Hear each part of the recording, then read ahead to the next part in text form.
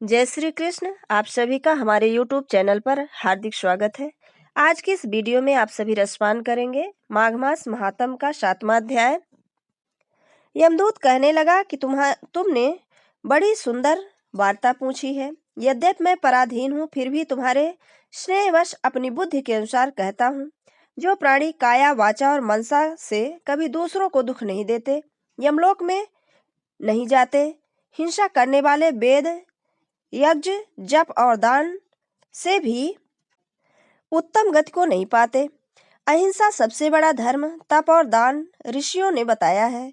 जो मनुष्य जल या पृथ्वी पर रहने वाले जीवों को अपने भोजन के लिए मारते हैं, वे काल सूत्र नामक नरक में पड़ते हैं। वहां पर अपना मांस खाते हैं और रक्त पीप पान करते हैं तथा पीप की कीच में उनको कीड़े काटते हैं। हिंसक जन्मांध, काने, कुबड़े, लूले लंगड़े, दरिद्र और अंगहीन होते हैं। इस कारण इस लोक तथा परलोक में सुख की इच्छा करने वाले को काया, वाचा तथा मन से दूसरों का द्रोह नहीं करना चाहिए। जो हिंसा नहीं करते उनको किसी प्रकार का भय नहीं होता। जिस तरह सीधी और टेढ़ी दोनों प्रकार की बहनें काली नदियां समुद्र में मिल जाती हैं, वैसे ही सब धर्म अहिंसा से प्रवेश कर जाते हैं। ब्रह्मचारी, गृहस्थ, वानप्रस्थी तथा यति सभी अपने अपने धर्मों का पालन करते हैं और जितेंद्रिय रहने से ब्रह्मलोक को प्राप्त करते हैं।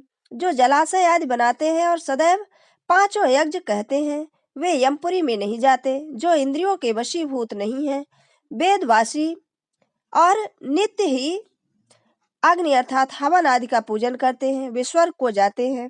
युद्ध भूमि में जो शूरवीर मर जाते हैं, वे सूर्य लोक को प्राप्त होते हैं। जो अनाथ स्त्री, रमण में आए हुए तथा ब्राह्मण की रक्षा के लिए प्राण देते हैं, वे कभी स्वर्ग से नहीं लौटते। जो मनुष्य लूले लंगड़े, वृद्ध, अनाथ तथा गरीबों का पालन करते हैं, वह भी स्वर्ग को जाते हैं। जो मनुष्य गौओं के लिए पानी का आश्रय करते हैं तथा कुआं, तालाब और बावड़ी बनवाते हैं, वे सदैव स्वर्ग में निवास करते हैं।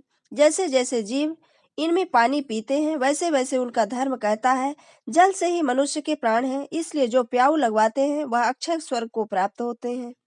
बड़े बड़े यज्ञ भी वह फल नहीं देते जो अधिक छाया वाले वृक्ष मार्ग में लगाने से देते हैं। जो मनुष्य वृक्ष रोपण करता है, वह सदैव दानी और यज्ञ करने वाला होता है। जो अच्छे फल और अच्छी छाया वाले मार्ग के वृक्षों को काटता है, वह नरकगामी होता है। तुलसी का पौधा लगाने वाला सब पापों से छूट जाता है। जिस घर में तुलसी वन है, वह घर तीर्थ के समान होता है और उस घर में कभी भी यमदूत नहीं आते।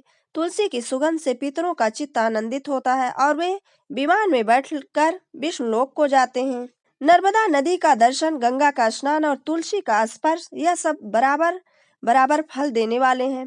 हर एक द्वादशी को ब्रह्मा की तुलसी का पूजन करते हैं। रत्न, सोना, फूल तथा मोती की माला के दान का इतना पुण्य नहीं होता जितना तुलसी की माला के दान का होता है। जो फल आम के 1000 और पीपल के 100 वृक्ष लगाने से होता है, वह तुलसी का एक पौधा लगाने से होता है। पुष्कर आदि तीर्थ, गंगा आदि नदी, वासुदेव आदि देवता सब ही तुलसी में वास करते हैं।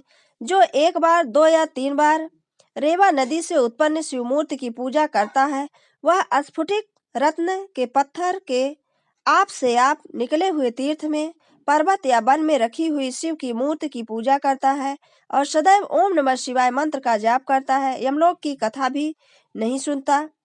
प्रसंग, शत्रुता, अभिमान में शिव पूजा के समान पापों को नष्ट करने वाला तथा कीर्ति देने वाला 3 लोक में और कोई उत्तम नहीं है। जो शिवलिंग स्थापित करते हैं, वो शिवलोक में जाते हैं।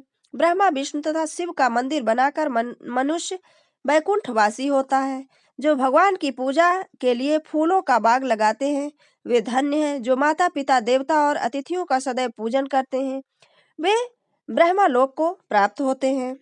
ये थी माघ मास महात्म्य के 7वें अध्याय की कथा। हमारा ये वीडियो अगर आपको अच्छा लगे तो लाइक कर मित्रों को शेयर करना बिल्कुल ना भूलें। जय श्री कृष्ण। धन्यवाद।